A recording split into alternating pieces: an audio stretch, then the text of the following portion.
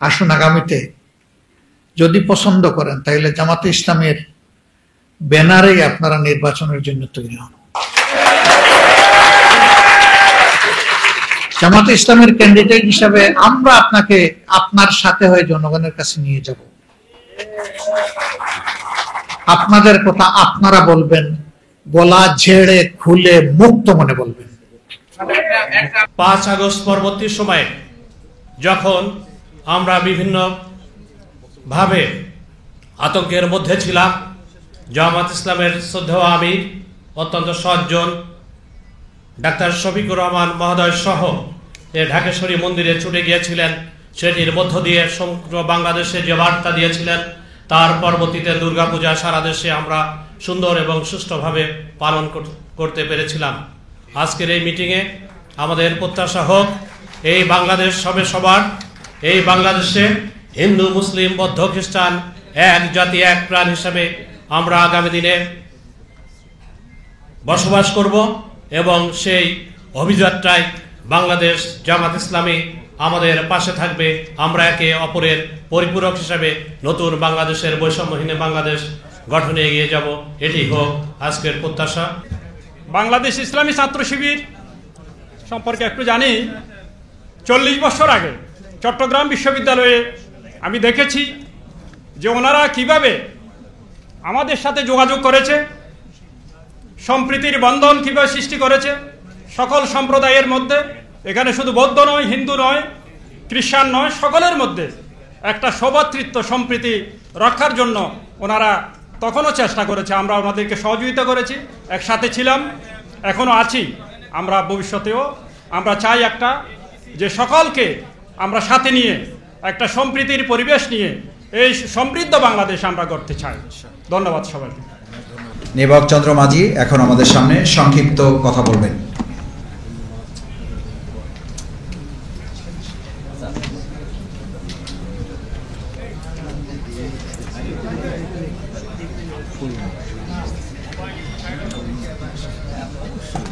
অবসরপ্রাপ্ত ডিআইজি এবং সিদ্ধেশ্বরী সার্বজনীন পূজা কমিটির সভাপতি নির্বাক চন্দ্র মাঝি এখন কথা বলছেন।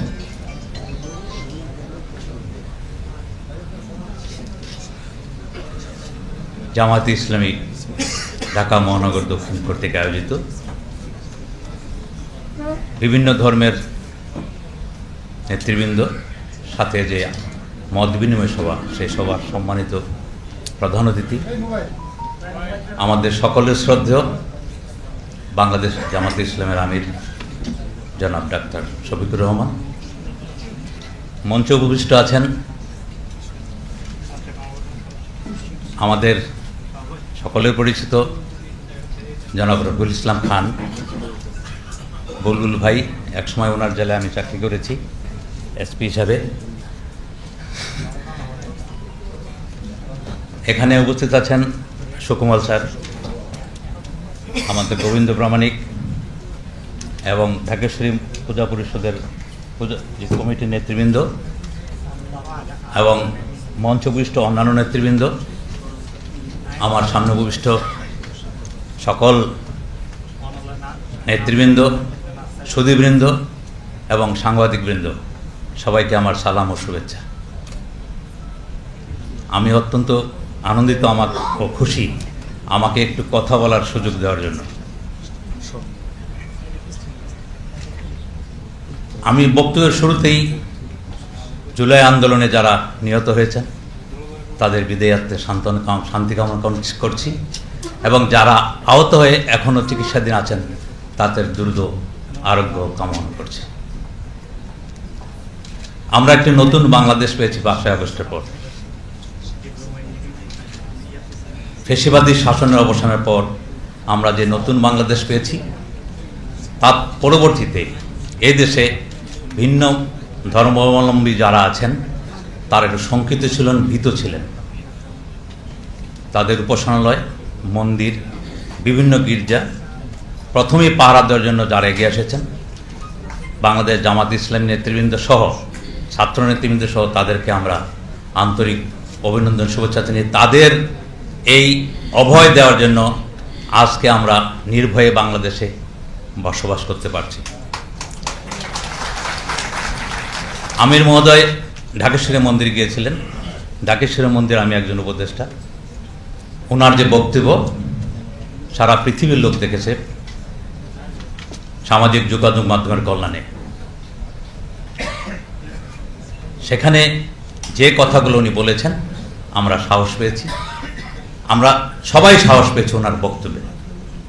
এবং ওনারা নীরবে যে কাজগুলো করেন, যা কখনো প্রকাশ করেন নাই, উনি ওনার বক্তব্য প্রকাশ করেছেন সেদিন। আমরা কেউ জানতে পারতাম না কোন হিন্দু বিধবা মহিলা, যার কেউ ছিল না, চিকিৎসার কেউ ছিল না, তার সম্পত্তিটিকে রক্ষা করা ছিল না, উনি সেটা খবর পাওয়া মাত্র লোক পাঠিয়ে ওনার চিকিৎসা করিয়েছেন, ওনার সম্পদ রক্ষা করিয়েছেন। আমি আমার চাকরি জীবনে বিভিন্ন জেলায় চাকরি করেছি, সারা বাংলাদেশের অনেক জায়গায় চাকরি করেছি। আমি বিভিন্ন কথাবার্তায় বলার জন্য পরবর্তী জীবনে আমি পদোন্নতি না হওয়ার কারণ ছিল, আমি একটি কথাই বলতাম, যারা বাংলাদেশ জামাত ইসলামী করে বা ছাত্র শিবির করে তারা কেউ চাঁদাবাজিও করে না, তারা কেউ নেশা করে না, তারা কেউ কখনো জোর জবরদস্তি করে না। এই কথাটি আমি যখন বিভিন্ন জায়গায় বলতাম, এই কথাগুলি আমার বিরুদ্ধে বিভিন্ন গোয়েন্দা সংস্থা সরকারকে পাঠিয়েছে এবং বলছে আমি ভিন্ন। কারণ আমি 2001 থেকে 2005 পর্যন্ত একটি জেলার এসপি ছিলাম। কেন আমি ওই জোট সরকার আমলে এত বছর এক জেলার এসপি ছিলাম এবং সেখানে একজন জামাতের সহকারী সেক্রেটারি জেনারেল ছিলেন, যিনি আমাকে কখনোই কোনো তদবির চাকরির জন্য বা কোনো বদলি পোস্টিংয়ের জন্য তদবির করেন নাই, কামরুজ্জামান সাহেব। ওনাকে যখন ডিবিতে নেওয়া হয়, ওনাকে একটি প্রশ্ন করা হয়েছিল, আপনার সাথে কোন পুলিশের সম্পর্ক আছে, কার সাথে জানাশোনা আছে? তখন উনি আমার নামটি বলেছিলেন। এটাই হয়েছিল আমার জীবনের বড় কাল। ওনার মতো খুব ভালো লোক আমি খুব কম দেখেছি ওই একটি জেলায়।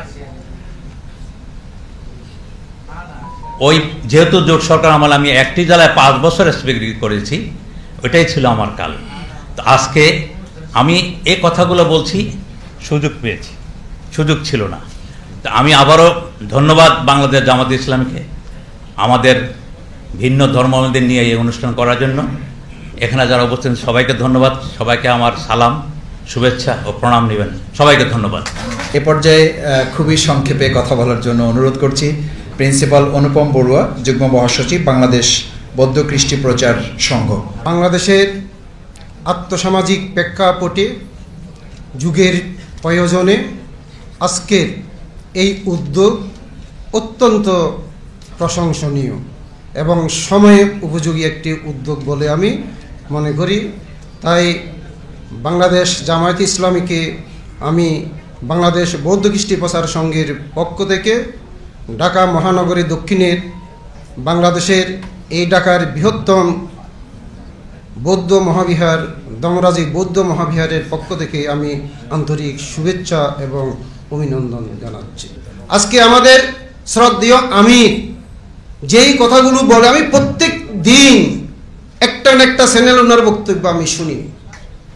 ওনার বক্তব্য নতুনদেরকে প্রেরণা দেয়, দেশকে জাগাবার স্বপ্ন দেখায়। তা আমি আজকে সেই ওনাকে সচক্ষে দেখার জন্য, তার বক্তব্য আমি সচক্ষে শোনার জন্য আমি এখানে উপস্থিত হয়েছি। আমরা সব সময় সুন্দর কাজ করব সমাজের জন্য, দেশের জন্য। সবাইকে ধন্যবাদ। জগতের সকল প্রাণী সুখী হোক। জামাত ইসলামী বাংলাদেশের নেতাকর্মীরা আমাদের সম্প্রদায়ের লোকদের রক্ষা করার জন্য, আমাদের ধর্মীয় প্রতিষ্ঠান রক্ষা করার জন্য আত্মনিয়োগ করেছিলেন। আমি আজকের দিনে সেজন্য কৃতজ্ঞতা জানাই। আপনারা জানেন, ঠিক পরপরই আমাদের সামনে জন্মাষ্টমী এবং দুর্গাপূজা এসে যায়। আমি গর্বের সাথে বলতে চাই, বাংলাদেশের স্বাধীনতার পর থেকে 2024 সাল পর্যন্ত প্রত্যেক বছর দুর্গাপূজায় দুর্ঘটনা হয়েছে, কিন্তু 24 সালের দুর্গাপূজায় সবচেয়ে কম ঘটনা হয়েছে। সেখানে জামাত ইসলামীর নেতাকর্মীদের ভূমিকা ছিল। আমি যদি নাম ধরে বলতে বলেন আমি প্রত্যেক জেলা ওয়াইজ বলতে পারবো, কিন্তু আমি সময়ের অভাবে সেটা বলবো না। আমাদের এখনো পর্যন্ত আমি মাহতারাম আমিরে জামাতের কাছ থেকে একটু সময় প্রার্থনা করে নিচ্ছি।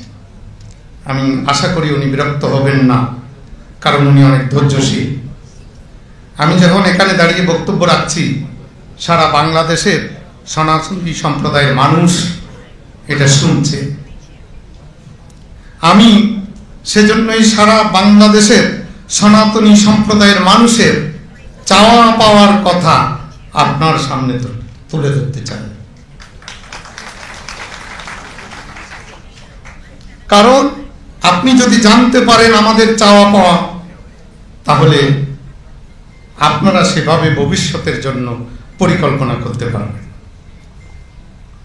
আমি আজকের দিনে আপনার প্রতি কৃতজ্ঞতা জানাতে চাই। যখন পঞ্চগড়ে নৌকাডুবি হয়ে আমাদের শতাধিক লোক মারা যায়, প্রত্যেকটি পরিবারের সেদিন দায়িত্ব নিয়েছিল জামাত ইসলামী বাংলাদেশ। আমি কৃতজ্ঞতা জানাতে চাই, এই এক মাস আগে আমার বরগুনা একটা মেয়ের বাবাকে হত্যা করা হয়েছে, সেই পরিবারের দায়িত্ব নিয়েছেন জামাত ইসলামী বাংলাদেশ। আমি বাংলাদেশের এরকম অনেক উদাহরণ দেওয়া যাবে। এই পূজার সময় আমি বলবো, দুর্গাপূজার সময় আপনাদের নেতৃবৃন্দ আমাদের প্রত্যেকটি পূজা মণ্ডপে পাহারা দিয়েছে। এই সুযোগে আপনার কাছে আমি একটা আবেদন রাখতে চাই। এটা আপনাদের দলীয় সিদ্ধান্ত, আপনাদের দলীয় সিদ্ধান্তের ব্যাপারে আমাদের কিছু বলার নাই, কিন্তু আমাকে ওই এলাকার হিন্দু সম্প্রদায়ের লোকজন অনুরোধ করেছেন যাতে আপনার কাছে আমি এই আবেদনটুকু রাখি। সেটি ঝিনাইদহের কোটচাঁদপুর মহেশপুরের আপনাদের একজন নেতাকে আপনারা দল থেকে বহিষ্কার করেছেন, কিন্তু আমার হিন্দু সম্প্রদায়ের লোকদের কাছে তিনি অতি আপনজন। তারা তাকে সুখে দুঃখে পেয়েছেন, তারা খুব ভালোবাসেন। আমি আপনাদের দলীয় ব্যাপারে আমার কিছু বলার নেই, তবু আমি আবেদন রাখবো বিষয়টি যদি বিবেচনা করা যায়, কারণ ওনারা আমাকে রিকোয়েস্ট করেছেন, আমার সম্প্রদায়ের লোকজন। এগুলো বলার অর্থ হচ্ছে আপনারা আমাদের পাশে থাকবেন, আছেন, ছিলেন। আমরা চাই, বুলবুল ভাই আজকে যে বক্তব্যটি রেখেছেন, আমি পুরো বক্তব্যের সাথে একমত ঘোষণা করেছি। এবার আমি আসি আমাদের কথাবার্তায়। বাংলাদেশের হিন্দু সম্প্রদায়ের এখন প্রাণের দাবি 8 দফা। আমরা আশা করব এই 8 দফা দাবি আপনাদের নির্বাচনী ম্যানিফেস্টো, আপনাদের ভবিষ্যৎ পরিকল্পনায় অন্তর্ভুক্ত হবে। আমি 8 দফা ব্যাখ্যা করতে যাচ্ছি না। আমি আপনাকে জানাতে চাই, এই 8 দফা মূলত ছিল 5 দফা। 5ই আগস্টের পরে এসে 8 দফা হয়েছে। এই যে 5 দফা ছিল, আমি দুঃখের সাথে বলতে চাই আপনাকে, 2018 সালের নির্বাচনের সময় যারা ক্ষমতায় আসলেন, তাদের নির্বাচনী ম্যানিফেস্টোতে ছিল যে এই 5 দফা পূরণ করা হবে। আমরা 5 বছর দুঃখের সাথে লক্ষ্য করলাম আমাদের একটি দফাও পূরণ করা হয়নি। কিন্তু আমাদের সম্প্রদায়ের লোকরা তাদেরকেই ভোট দেয়। আরো বলতে চাই, 24 সালের নির্বাচনেও তাদের নির্বাচনী ম্যানিফেস্টোতে সেই একই 5 দফা ছিল, কিন্তু 6 মাসের মধ্যেও একটি দফা পূরণের আয়োজন আমরা দেখতে পাইনি। এগুলো আমাদের বঞ্চনার ইতিহাস। আমরা 53 বছর ধরে বঞ্চিত। আমরা আরেকটি দুঃখের কথা বলতে চাই, 53 বছর ধরে বাংলাদেশে আমাদের সম্প্রদায়ের লোকদের উপর যখনই কোনো নির্যাতন নিপীড়ন হয়েছে, মাহতারাম আমিরে জামাত আজকে আপনার সামনে বলতে চাই, একটি ঘটনারও আমরা বিচার পাইনি। এই যে বিচারহীনতার সংস্কৃতি, কোন ঘটনার যদি বিচার না হয় তাহলে তো ঘটনা বাড়বেই। তাহলে এদেশে আপনাদের ভাষায় ভিন্ন ধর্মাবলম্বী আমরা নিরাপত্তাহীনতায় ভুগবো, আমরা আতঙ্কে থাকবো, আশঙ্কায় থাকবো, এটাই স্বাভাবিক। আজকে যে সম্প্রীতির বাংলাদেশের স্বপ্ন, যে নতুন বাংলাদেশের স্বপ্ন, যে একতার বাংলাদেশের স্বপ্ন, সেটা তো বাস্তবায়িত হবে না। 5ই আগস্টের পরে আমাদের বিভিন্ন মন্দিরে হামলা হয়েছে, বিভিন্ন বাড়িঘরে লুটপাট হয়েছে। আমি দৃঢ়তার সাথে বলতে চাই, কোন ধর্মপ্রাণ মুসলমান এটা করেনি, কোন মসজিদের ইমাম এটা করেনি, কোন মাদ্রাসার প্রিন্সিপাল এটা করেনি। কারা করেছে মাননীয় আমির এবং এখানকার নেতৃবৃন্দ আপনারা সবাই জানেন। তারা দুর্বৃত্ত আমাদের দৃষ্টিতে, তাদের বিচারটা আমরা চাই। আমি মনে করি না তাদের বিচার করার ক্ষেত্রে জামাত ইসলামী বাংলাদেশের কোনো সমস্যা হতে পারে। আমরা যে 8 দফার কথা বলেছি, সেখানে যে শত্রু সম্পত্তি, অর্পিত সম্পত্তি,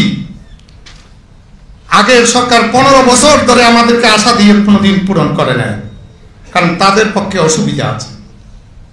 আমরা বিশ্বাস করতে চাই জামাত ইসলামীর সেটা অসুবিধা হবে না।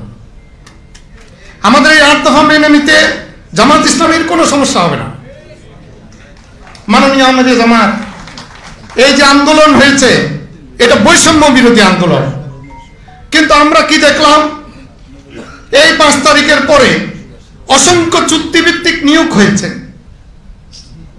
কিন্তু দুর্ভাগ্যের পরিহার আমাদের সম্প্রদায়ের কেউ কোনো লোককে চুক্তিভিত্তিক নিয়োগ দেওয়া হয়নি। বিশ্ববিদ্যালয়ে কোথাও একজন বিসি, একজন প্রো বিসি, একজন রেজিস্ট্রার কোথাও দেওয়া হয়নি। এটা কি বৈষম্য নয়? আমরা আপনাদের কাছে আস্থা রাখতে চাই যে আপনারা এই করবেন না, আমাদের দিকে দৃষ্টি রাখবেন। আমি বলতে চাই,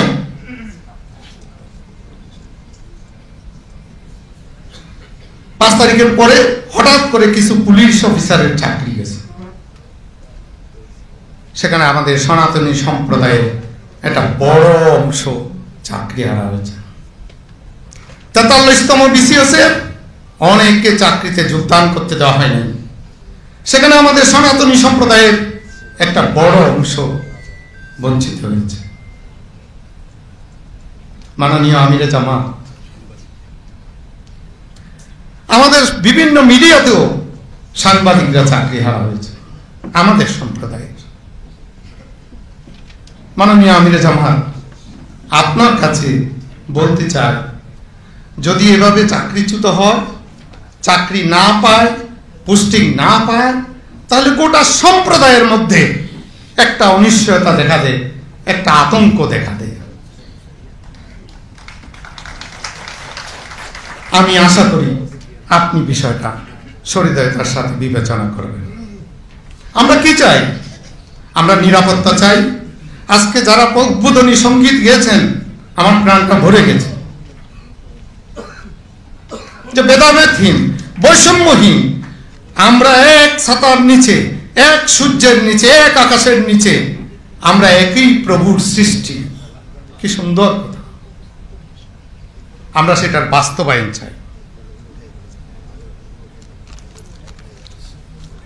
মাননীয় আমিরে জামাত, আমি পূজা পরিষদের পক্ষ থেকে গত জানুয়ারি এবং ফেব্রুয়ারিতে সারা বাংলাদেশে 8টি বিভাগে প্রতিনিধি সভা করেছি।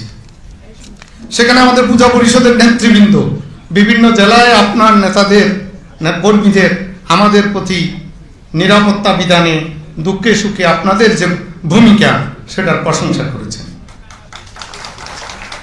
কিন্তু তারা উদ্বেগের কথা জানিয়েছেন। নীরব চাঁদাবাজি, আপনি জানেন কারা চাঁদাবাজি করে। আশা করি আপনি এই ব্যাপারে ভূমিকা রাখবেন। 5ই আগস্টের পরে আমাদের সনাতন ধর্মের অসংখ্য শিক্ষককে শিক্ষা প্রতিষ্ঠান থেকে বের করে দেওয়া হয়েছে। এই আমি এখন বক্তব্য রাখতেছি, 3 দিন আগে সীতাকুণ্ডুতে একজন শিক্ষককে জোরপূর্বক স্কুল থেকে বের করে দেওয়া হয়েছে। তাহলে তো এই সম্প্রদায় আজকে 3 কোটি মানুষ আতঙ্ক মুক্ত হতে পারবে না। মাননীয় আমিরে জামাত যারা এখানে উপস্থিত আছে, এখানে বক্তব্য রেখেছেন, বাংলাদেশের শ্রেষ্ঠ শিক্ষক নির্বাচিত হয়েছিলেন, তাকেও স্কুল থেকে বের করে দেওয়া হয়েছে, অথচ তিনি কোন রাজনৈতিক দলের সাথে যুক্ত নন। আমি অনেকক্ষণ সময় নিয়েছি মাননীয় আমিরে জামাত, আমার বন্ধু মাসুদ ভাই বারবার বুঝতে পারতেছি, কিন্তু এই কথাগুলো আমাদের বলার, আমি সময় পেলে আরো বলতাম। আমি আজকে আবেদন রেখে যাচ্ছি, আমরা বাংলাদেশ পুনর্জীবন পরিষদের পক্ষ থেকে খুব শীঘ্রই আপনাদের সাথে মত বিনিময় করব, আমাদের সমস্ত দুঃখ বেদনা আপনাদের কাছে তুলে ধরার জন্য। আজকে এই সংক্ষিপ্ত সময়ে আমি আর কথা বাড়াবো না। পরিশেষে একটি কথা, আমরা গর্ববোধ করি আমার জন্ম এই দেশে, আমরা বাংলাদেশের গর্বিত নাগরিক। বুলবুল ভাইয়ের ভাষায় কণ্ঠে বলতে চাই, সমান অধিকার সমান মর্যাদা নিয়ে এই দেশে বসবাস করতে চাই, এদেশেই মৃত্যুবরণ করতে চাই। ভালো থাকবেন, সুস্থ থাকবেন। জামাত ইসলামী দীর্ঘদিন ধরেই আমরা পরিচিত, এবং এই দলটার যেটা প্রচলিত যে রাজনৈতিক দলগুলো, সেই দলগুলোর মতো জামাত ইসলামী না। জামাত ইসলামের আমরা দেখতে চাচ্ছি যে জনগণের খেদমতকারী একটি দল। সারা বাংলাদেশে বহুদিন আগে আমি একসময় গিয়েছিলাম, সেই সম্ভবত 1991 সালের নির্বাচনের সময় ফেনীতে। তো ওইখানে ইসলামিক ব্যাংক বাংলাদেশের ভাইস প্রেসিডেন্ট ছিলেন সেই মোহাম্মদ ইউনুস সাহেব। তো উনার ওখানে উনি একবার ইলেকশন করেছিলেন, সেই এলাকায় আমি একটু গিয়েছিলাম। ওখানে গিয়ে সমস্ত বাড়িতে আমরা ঘুরেছিলাম আমার সাংগঠনিক কাজে। উনি বললেন যে ওখানকার হিন্দুরা বলছে যে প্রত্যেকটি জেলে পরিবারকে ইউনুস সাহেব প্রত্যেকের জাল কিনে দিয়েছে। তো আমি বললাম যে কী জন্যে? বলে কী জন্যে দিয়েছে, আমরা গরিব মানুষ তাই দেয়। আমি বললাম ভোট দেবেন? কয় না।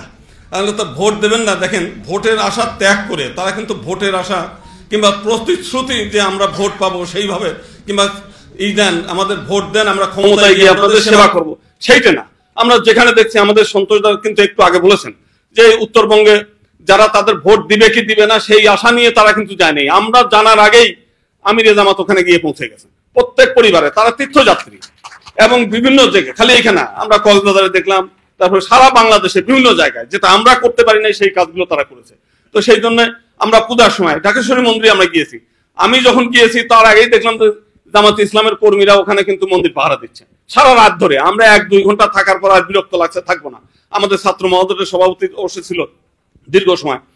তো আমরা দেখেছি সেই তো এটা আমরা প্রচলিত ধারার রাজনীতির বাইরে একটি মানে চাই, যেটা হচ্ছে জনগণের প্রকৃত অর্থে সেবা করা, জনগণের কল্যাণে তারা কাজ করে। ক্ষমতা পাওয়া বা না পাওয়ার কোনো আশা আমরা দেখি নাই। এটা দীর্ঘদিনের একটা পরীক্ষিত একটা দল। আর সবচাইতে বড় যে বিষয়টা দেখেন, একটা চোর যে সেও কিন্তু চায় যে তার আশেপাশের লোক যেন চোর না থাকে, তার চুরি করার জিনিস যেন আরেকজন চুরি করে না নিয়ে যায়। না এই বিষয়টা আমরা দেখেছি এর আগে জামাত ইসলাম একটা যৌথভাবে বিএনপির সঙ্গে ক্ষমতায় ছিল, সেখানে 2 জন মন্ত্রী ছিল। দেখেন বাংলাদেশের বহু মানুষের বিরুদ্ধে দুর্নীতির অভিযোগ আছে। এই জামাত ইসলামের 2 মন্ত্রীর বিরুদ্ধে আজ পর্যন্ত মানে তার চরম শত্রু যারা, তারাও কিন্তু বলতে পারে নাই যে তারা অসৎ। এটা আমাদের জন্য গৌরবের। আমরা তো সবসময় চাই যে একটা আদর্শ রাষ্ট্র হোক, সৎ নীতি হোক, যাতে পাশের মানুষ ভালো থাকলে তো আমিও ভালো থাকি, পাশের লোক দুষ্ট হলে তো আমিও আমার জন্য ক্ষতিকর। তা আমরা চাই একটা সৎ এবং আদর্শ একটা মানে সমাজ গড়ে উঠুক, এবং রাষ্ট্র ক্ষমতায় যারা বসুক তারাও যেন একটা সৎ আদর্শবান লোক হোক। এবং সেই জিনিসটা প্রতিশ্রুতি কিন্তু একমাত্র জামাত দেয়, আর কোন দলের রাজনৈতিক নেতারা কিন্তু বলে নাই যে আমরা একটা সৎ এবং আদর্শ রাষ্ট্র আমরা গড়তে চাই এবং সৎ নেতা চাই, এই জিনিসটা না। তারা প্রতিশ্রুতি দেয়, দাদা বলেছেন কিন্তু যে এরকম আওয়ামী লীগ আমাদেরকে ভিকটিম বানায়, একেবারে জিম্মি বানিয়ে রেখেছে সেই 1954 সাল থেকেই। আমরা জিম্মি হয়েছিলাম তাদের কাছে। আজকে সেই জিম্মি দশা থেকে আমরা মুক্ত হয়েছি। আমাদের জামাত ইসলামের কাছে একটা আবেদন যে আপনারা সবসময় আমাদের কল্যাণ করেন, বিভিন্ন সময় আমাদেরকে রক্ষা করেন সবকিছু, এইবারে একটু আমাদেরকে যাতে আমরা আমাদের মন্দিরগুলো আমরা নিজেরা রক্ষা করতে পারি, আমাদের বিভিন্ন সময় যে বিপদে আপদে যাতে আমরাই তাদেরকে মানে পাশে দাঁড়াতে পারি, আমরা যাতে পার্লামেন্টে আমাদের কথাগুলো আমরা বলতে পারি, সমস্ত বাংলাদেশে যেন সমস্ত জায়গায় নেতা যেন হিন্দুদের থেকে বৌদ্ধদের থেকে খ্রিস্টান থেকে তাদের নেতা তারা যেন নির্বাচন করতে পারে। অন্যের দয়া দাক্ষিণ্য আর কতক্ষণ চলতে চাই? আমরা এই দেশের নাগরিক হিসেবে আমরা পৃথক নির্বাচন ব্যবস্থাটা চাই, জাতীয় সংসদ সহ সর্বক্ষেত্রে সংরক্ষিত আসনের ব্যবস্থা করা হোক। এবং এইটা করলে হবে কি যে সকল সম্প্রদায়ের প্রতিনিধিত্ব নিশ্চিত হবে, তারা পার্লামেন্টে তাদের কথাগুলো তারা বলবে। কৌটিল্য একসময় বলছে যে মানুষ সুখ চায়, শান্তি চায়, সুখস্য মূলম ধর্ম, ধর্মস্য মূলম অর্থ, অর্থস্য মূলম রাজ্যম। যদি মানুষ সুখ চায়, শান্তি চায়, তাহলে রাষ্ট্র ক্ষমতার অংশীদারিত্ব তার থাকতে হবে। এবং এইটা আমরা আরো দেখি যে বাংলাদেশের 90% লোক মুসলিম, এরপরেও জামাত ইসলাম যে পরিমাণ নির্যাতনের শিকার হয়েছে এই দেশে শুধু রাষ্ট্র ক্ষমতার বাইরে থাকার কারণে। আমরা দেখেছি তাদের নেতাদেরকে সেই জুডিশিয়াল কিলিং করে তাদেরকে হত্যা করা হয়েছে, আমরা দেখেছি। তা আমরা সেই কারণে আমরা চাই যে বাংলাদেশে যেহেতু আমরা হিন্দুরা অত্যন্ত অবহেলার শিকার, আমরা এই অবহেলার থেকে একটু বাঁচতে চাই। এবং সেটার জন্য আমরা চাই যে সংখ্যানুপাতে যতটুকু আমাদের প্রতিনিধিত্ব থাকে সেই জিনিসটা প্রতিনিধিত্ব নিশ্চিত হোক, এবং সেটা সেপারেট ইলেক্টোরেটের মাধ্যমে এটা করা সম্ভব। এবং এই জিনিসটা আমরা তার কাছে আবেদন করে আমি আমার বক্তব্য শেষ করছি। সবার কল্যাণ চাই, সর্বেশাং মঙ্গলাং ভূয়াৎ সর্বেশান্তি নিরাময়া সর্বভদ্রাণি পশ্যন্তু মা কাশ্চিৎ দুঃখ ভাগবহ। নমস্কার সবাইকে। এখানে মানুষের যে ভালোবাসার যে একটা আকাঙ্ক্ষা তৈরি হয়েছে, নতুন বাংলাদেশ গড়ার যে একটা নবীন প্রবীণের সমন্বয়ে একটা আকাঙ্ক্ষা তৈরি হয়েছে, এইটাকে ধরে রাখার জন্য আমার মনে হয় জামায়াতে আমির ডাক্তার শফিকুর রহমান তিনি রাত দিন নিরলসভাবে তিনি কাজ করে যাচ্ছেন। আমি দেখেছি তাকে আমরা গভীরভাবে অনুধাবন করতে পারি। তার প্রতিটি কথা কিন্তু একটা অত্যন্ত তাৎপর্যপূর্ণ। তিনি অধিক শব্দ উচ্চারণ করেন না, তিনি যা বলেন যথার্থ বলেন এবং মানুষের ভালোবাসার জন্য বলেন, এবং সামনের দিনগুলো তিনি কিভাবে রচনা করেন, বাংলাদেশের মানুষের জন্য সুখ শান্তি কিভাবে আনবেন, তিনি সেই কথা বলতে চান। যাই হোক, আমার বক্তব্যকে আমি দীর্ঘায়িত করতে চাই না। আমরা চাই এখানে আমাদের সকলের মিলে আগামী দিনে যে স্বপ্নগুলো তৈরি করা হয়েছে, যারা অন্যকে সম্মান করতে পারে তারাই প্রকৃত মানুষ। আর যে সম্মানের কাঙ্গাল হয়ে ফেরি করে তারা প্রকৃত মানুষ নয়। সম্মান চেয়ে নেওয়ার কোনো বিষয় না। সম্মান ভালোবাসা মানুষের হৃদয় থেকে বের হয়ে আসে, এবং কারো কথায় ফুল ফুটলেই সম্মান এবং ভালোবাসা তৈরি হয় না। তাকে তার কাজ দিয়ে প্রমাণ করতে হয় যে তিনি তার কথার উপরে সত্যবাদী। যখন এটি হবে তখন সমাজের মধ্যে মানুষের আস্থা তৈরি হবে। যেমন এখানে গুরুত্বপূর্ণ ব্যক্তিরা বলেছেন যে আমাদের অনেকগুলো ন্যায্য দাবি অতীতে কোনো কোনো দল তাদের নির্বাচনী ইশতেহারের অন্তর্ভুক্ত করে জাতিকে তারা অঙ্গীকার করেছিলেন যে আমরা এবার ক্ষমতায় গেলে এগুলা বাস্তবায়ন করব। তো তারা বাস্তবায়ন করেননি। পরের বার আবার একই দাবি তারা সম্পৃক্ত করে বলেছেন আমরা বাস্তবায়ন করব। আসলে তারা খুব ভালো মানুষ, তারা এক কথার মানুষ, তারা তাদের কথা থেকে নড়েন না। এই করব কথাটা তারা বাদ দিতে চান না, করেছি এইটা বলতে চান না। একজন বয়স্ক লোককে তার বন্ধু জিজ্ঞেস করেছিলেন, বন্ধু তোমার এখন বয়স কত? তো উনি বলেছিলেন এই ধরো 60 হবে। তোমার বয়স এখনো 60? তুমি সেই 10 বছর আগে বললা 60, 20 বছর আগেও বললা 60, এখনো বলতেছো 60, এগুলা কি বলো তুমি? কয় ভাই আমি এক কথার মানুষ, কথা বদলাই না। এরা ওই রকমই এক কথার মানুষ হয়তো ছিলেন, ভদ্রলোকেরা এই জন্য কথা বদলান নাই।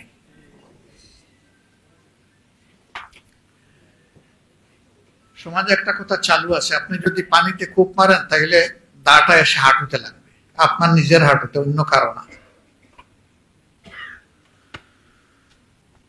অবচেতন মনে কিছু মানুষ মাঝে মাঝে কিছু কাজ করে ফেলে। ওইরকম আরো 2 বন্ধু বৃদ্ধ এক রিক্সায় যাচ্ছেন, তো যার বয়স তুলনামূলকভাবে কম, তিনি বলতেছেন তোমার তো ভাই বয়স আমার চেয়ে বেশি, কিন্তু আমি আজকে দেখি যে অনেক সময় চেত বল পাই না। কেমনে? এই যে রিক্সায় বসেছি, আমার হাতে, আমি তো উরুতে কোনো হাত নড়াচড়া করে উরুতে কোনো ছেদ পাই না। ওই বন্ধু, হাতটা তো তোমার উরুতে নয়, আমার উরুতে, এই জন্য ছেদ পাচ্ছ না।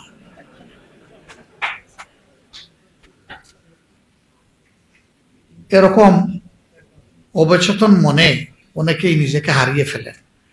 কিন্তু সমাজের দুইটা শ্রেণীকে হারিয়ে গেলে হবে না। একটা শ্রেণী হচ্ছে যারা রাজনীতি করেন, আর একটা শ্রেণী এই যে ক্যামেরা নিয়ে হাজির আছে।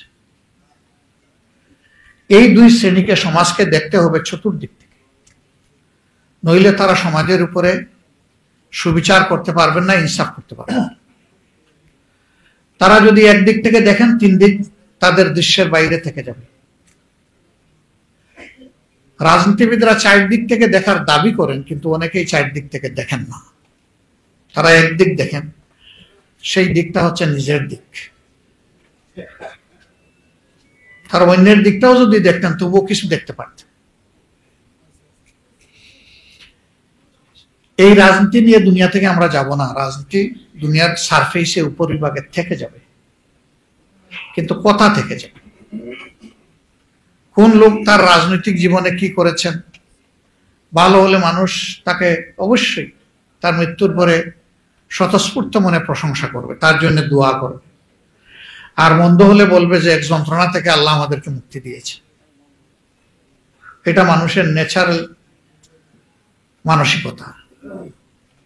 আমরা এমন রাজনীতি করতে চাই না যে সামনে এসে আমাকে সম্মান করবে আর পিছনে গেলে গালি দিব। ওই রাজনীতিটা আমরা করতে চাই না। বরঞ্চ আমরা সেই রাজনীতিটা করতে চাই, সামনে আসলে আমাদের পরম বন্ধুরা আমাদের দোষগুলা চোখে চোখ রেখে আমাদেরকে বলে দেবে যে এইটা আপনাদের কাছে আমরা আশা করি না, আমরা আপনাদের মাঝে এটা দেখতে পাচ্ছি। আর যদি ভালো কিছু তাকে বাইরে গিয়ে প্রশংসা করবে, আমার সামনে না। এই রাজনীতিটা যদি আমরা সমাজে আসলেই কালচার করতে পারি, চালু করতে পারি, সমাজ যন্ত্রণা থেকে বের হয়ে আসবে। এখন আমরা অনেককেই সামনাসামনি প্রশংসা করি, কিন্তু আসলে অন্তর থেকে তাকে ভালোবাসি না। এটি একটি মেকি বহিঃপ্রকাশ। সেই প্রকাশটা হোক কর্মের মাধ্যমে, অন্তরের গভীর থেকে। তাইলে সমাজ বদলে যাবে ইনশাআল্লাহ। মাগুরার একটা পরিবারের কথা বলা হয়েছে। আমি কেবল বরগুনা, আমি কেবল মাগুরা থেকে অনুরূপ আরেকটা হৃদয় বিদারক ঘটনা ভিজিট করে ফিরছিলাম। রাস্তায় হঠাৎ করে কোনো মেইন স্ট্রিম মিডিয়া নাই। এই খবরটা মেইন স্ট্রিম মিডিয়া আসলোই না, যেন এরা মানুষই না। সোশ্যাল মিডিয়া দেখলাম। আবার সোশ্যাল মিডিয়াকে সবসময় বিশ্বাসও করা যায় না। আমি বলি যে ফেসবুক কখনো ফেসবুক ঠিক আছে, আবার কখনো ফেক বুক হয়ে যায়। মিথ্যা সংবাদ দিয়ে মানুষকে বিভ্রান্ত করে এরকম বহু খবর চলে আসে। এমনকি সুপার এডিট করে মানুষকে একেবারে জবাই করে দেওয়া হয়, সেটাও আসে। তো দেখলাম যে এরকম একটা ঘটনা বরগুনায় ঘটেছে। ৫ম শ্রেণীর একজন ছাত্রী, তার উপরে অত্যাচার করা হয়েছে। বাবা তার প্রতিকার চেয়ে আদালতে মামলা করেছে, থানায় মামলা করেছে। ঘটনাটা একই গ্রামের ভিতরে। যারা তার ক্ষতি করেছে তারা খুব দাপটশালী, স্বচ্ছ। আর ইনি মুরগি যে বিক্রি করে এইরকম একটা দোকানের কর্মচারী, ওই মেয়েটার বাবা। কেন তিনি মামলা করলেন? এই অপরাধে তাকে খুন করেছে। মাগুরাটা আমরা সবাই জানি, এটা নিয়ে অনেক হইচই হয়েছে, কিন্তু এটা নিয়ে কোনো শব্দ নেই। আমি আমার সংশ্লিষ্ট এলাকার লোকদেরকে জিজ্ঞেস করলাম, এরকম কিছু আপনারা জানেন কি? তারা বললেন যে আমরা শুনেছি। আমি বললাম গো এট ওয়ান্স, আমাকে খবর জানান কি হয়েছে সেটা। তারা গেলেন, একটা করুণ অবস্থা বর্ণনা। আমি তাদেরকেও কিছু জাকুনি দিলাম, বকুনি দিলাম যে আমি এখানে 150 মাইল দূর থেকে জানতে পারলাম, আপনারা 1.5 মাইল দূর থেকে জানলেন না কেন? এটা তো আপনাদের নৈতিক দায়িত্ব ছিল। এবার আমি পরের দিন ওই দিকে রওনা দিলাম। আমার কিছু কাজ ছিল, সেটা স্থগিত রেখে আমি গেলাম। আমি যাওয়ার আগে সাংবাদিক বন্ধুরা তারা বাড়ির উঠান নিজেদের দখলে নিয়ে নিছে। আমি গিয়ে হাত জোর করে বললাম, একটা মেয়ের ইজ্জত ক্ষতিগ্রস্ত হয়েছে, তার বাবা নির্মমভাবে নিহত হয়েছে। আমি হাত জুড়ে আপনাদেরকে অনুরোধ করি, আপনারা সামনের রাস্তায় যান। আমি এখানে আপনাদের সাথে কথা বলে আপনাদেরকে কষ্ট দেব না। আর এই পরিবারের ইজ্জতে আরেকটা পালক সেখানে যোগ হোক, এটা আমি চাইব না, বেইজ্জতের পালক। আপনারা মেহরবানি করে আমাকে সাহায্য করেন। আমি ধন্যবাদ জানাই, আর বেশি বলতে হয় নাই, তারা সবাই চলে গেছে। আমি ঘরের ভিতরে যখন ঢুকি, 2 জন সঙ্গীকে সাথে নিয়ে ঢুকছি, বাকিদেরকে আমি এলাও করি নাই। আমি বলেছি প্রত্যেকটা মানুষের ইজ্জতের বিষয় আছে, আমি তাদেরকে মানুষের মুখোমুখি করতে চাই না। আমিও যদি উপস্থিত না হয়ে কাজটা করতে পারতাম, সেটি আমার কাছে সম্মানের হতো, ভালো লাগতো, কিন্তু এটা সম্ভব না। আমাকে তাদের অবস্থাটা অ্যাসেস করার জন্য যেতে হবে। একটা পর্যায়ে মাত্র 1 জন সঙ্গী রেখে আমি 2য় জনকে বলছি, আপনিও চলে যান। তাদের কথাবার্তা শুনলাম, দেখলাম, ঘর দুয়ার অ্যাসেস করলাম, প্রত্যেকটা রুমে ঢুকলাম তাদের অনুমতি নিয়ে একটা একটা করে। তারপরে আমার করণীয়টা আমি ঠিক করলাম, ওখানে দাঁড়িয়ে গেছে আমার কি করণীয়, আমার প্রিয় সংগঠনের কি করণীয়। তো মহিলা বিলাপ করতেছিলেন, যিনি বিধবা হয়েছে, নির্যাতিত মেয়েটির মা। তিনি তার মেয়েটিকে আমার সামনে আনতে চাইলেন। আমি বললাম, প্লিজ তাকে আমার সামনে আনবেন না, এটি তার বড় মেয়ে। আর একটা মেয়ের বয়স 3.5 বছর, আর একটা কুলের শিশু 2.5 মাস।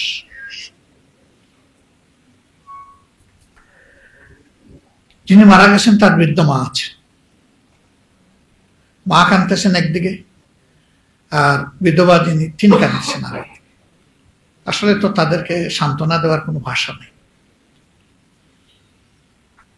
তারপরে ছোট বাচ্চাকে নিয়ে বললাম যে এটা আমারে দিয়ে দেন, তার বাবা তো নাই, আরে পালবে কে? মহিলা বললেন, আপনি নিয়ে গেলে খুশি হব।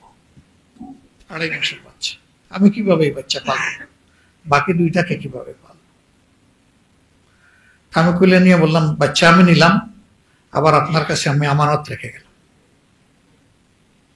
আমাদের পক্ষ থেকে এই বাচ্চাকে আপনি লালন পোষণ করবেন।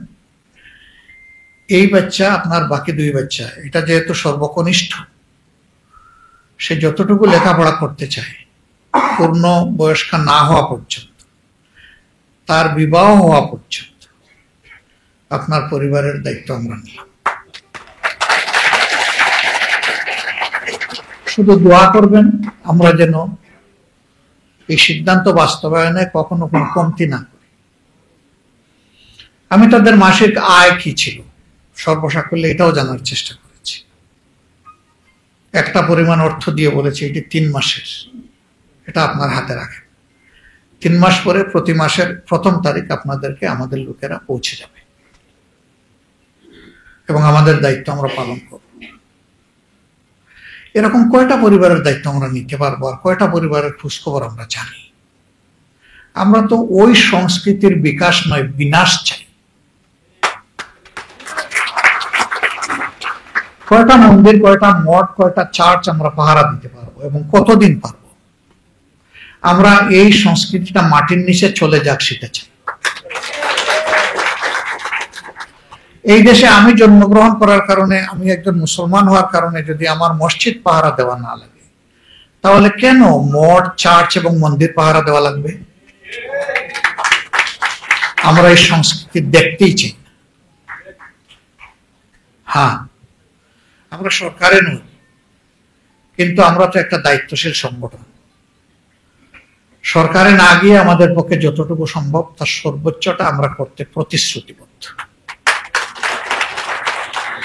আর যদি জনগণের ভালোবাসা, সমর্থনে, আস্থায় কোনোদিন এই সংগঠন যায়, তাহলে এটি হবে আমাদের রাষ্ট্রীয় পবিত্র দায়িত্ব।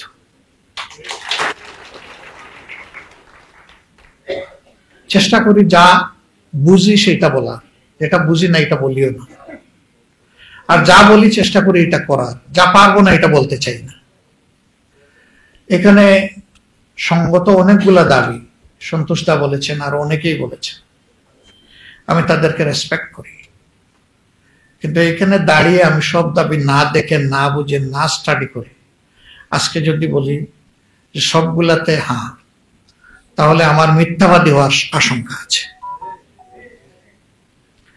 এগুলো পরখ করে দেখে দেশ রাষ্ট্র আপনাদের সকলের আমাদের সকলের বিষয়গুলো সামনে রেখে যেগুলা সঙ্গত এগুলা বলি আর না বলি, যখনই সুযোগ পাবো কি সরকারি আর কি বিরোধী দল, এটা আমার কাছে ম্যাটেরিয়াল। যেখানে আমাদের সামর্থ্য থাকবে সেখানে আমাদের চেষ্টা করা কর্তব্য আমরা করব। তবে সরকারে গেলে তখন প্রশাসনিক ব্যবস্থার মাধ্যমে এটা নিশ্চিত করার সুযোগ হয়, আর না গেলে এটা কল্যাণধর্মী কিছু কাজের মধ্যে সীমাবদ্ধ থাকে, কিছু প্রতিবাদ কিছু বিরোধিতার মধ্যে সীমাবদ্ধ থাকে। কিন্তু নির্মূলের কাজটা, অসৎ কর্ম অপকর্ম নির্মূলের কাজটা সরকার ছাড়া চাইলেও সমাজের নির্দিষ্ট কোনো অংশ করতে পারবে না, এটা ইম্পসিবল। আজকে আপনাদের কাছে আমরা ভোট চাইতে আসিনি, ভোট আপনার বিবেকের প্রতিধ্বনি। আপনি কারে দিবেন না দিবেন বিবেক আপনাকে গাইড করবে। কিন্তু আমরা একটা সুস্থ সমাজের জন্য, একটা হেলদি সোসাইটির জন্য, একটা জাস্ট সোসাইটি যেটা সামাজিক সুবিচারের উপরে প্রতিষ্ঠিত হবে, এরকম একটা সোসাইটির জন্য আমরা সবাই মিলেমিশে কাজ করতে চাই। এই জায়গাটায় আপনাদের সহযোগিতা আমাদের বড়ই প্রয়োজন। অনেকে বলেছেন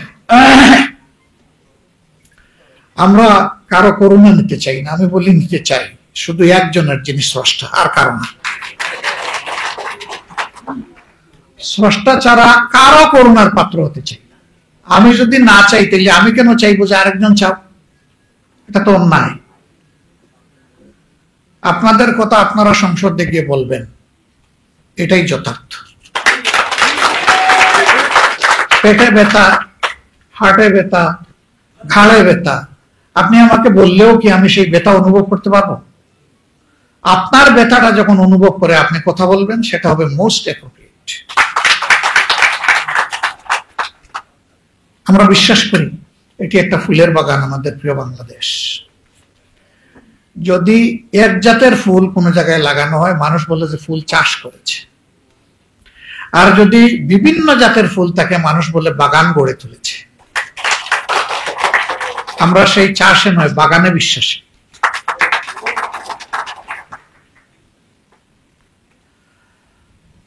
আমরা আমাদের ফুলের বাগান কোনো বুতুম পেঁচা আর নষ্ট করুক, এটা আমরা চাই না। এই বাগান পাহারা দেওয়ার দায়িত্ব আমাদের সবার। আমি জামাতে ইসলামের পক্ষ থেকে আশ্বাস নয়, আহ্বান জানাচ্ছি, আসুন আগামীতে যদি পছন্দ করেন তাহলে জামাতে ইসলামের ব্যানারেই আপনারা নির্বাচনের জন্য তৈরি হন। জামাতে ইসলামের ক্যান্ডিডেট হিসাবে আমরা আপনাকে আপনার সাথে হয়ে জনগণের কাছে নিয়ে যাব। আপনাদের কথা আপনারা বলবেন, গলা ঝেড়ে খুলে মুক্ত মনে বলবেন। হ্যাঁ, আপনারা আসলে মোস্ট ওয়েলকাম, না আসলে অন্তত ভালোবাসার জায়গাটা চাই। এবং সেটা কোনো ব্যক্তির জন্য না, কোনো দলের জন্য না, আপনার নিজের জন্য এবং আপনার প্রিয় দেশের জন্য।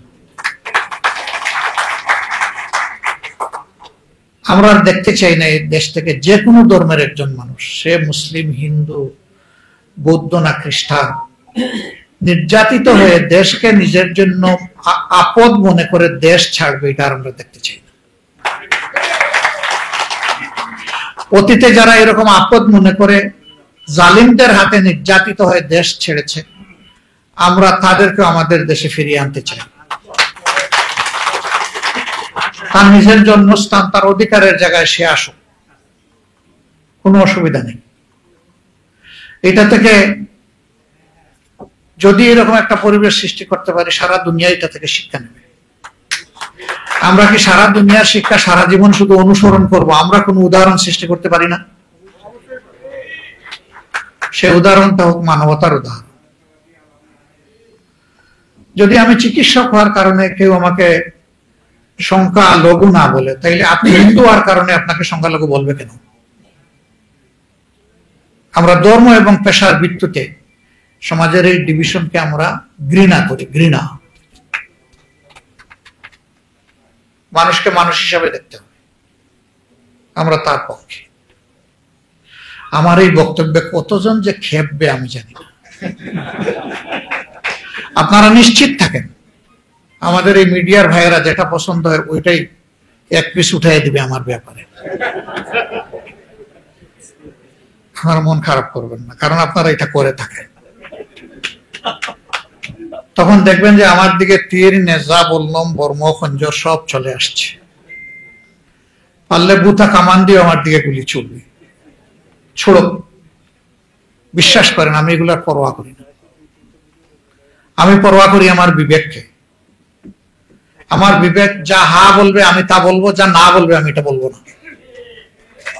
কেউ আমাকে বাধ্য করলেও আমি বলবো না, আর কেউ আমাকে নিষেধ করলেও যা বলার আমি তাই বলবো। এখন যদি জামাত ইসলামেরও পছন্দ না হয় আমারও বেশ করে দিতে পারে, কোনো অসুবিধা নেই, কিন্তু আমাকে চলতে হবে আমার বিবেকের আলোকে। কিছুদিন আগে বাংলাদেশে কিছু ভাঙচুর হয়েছে।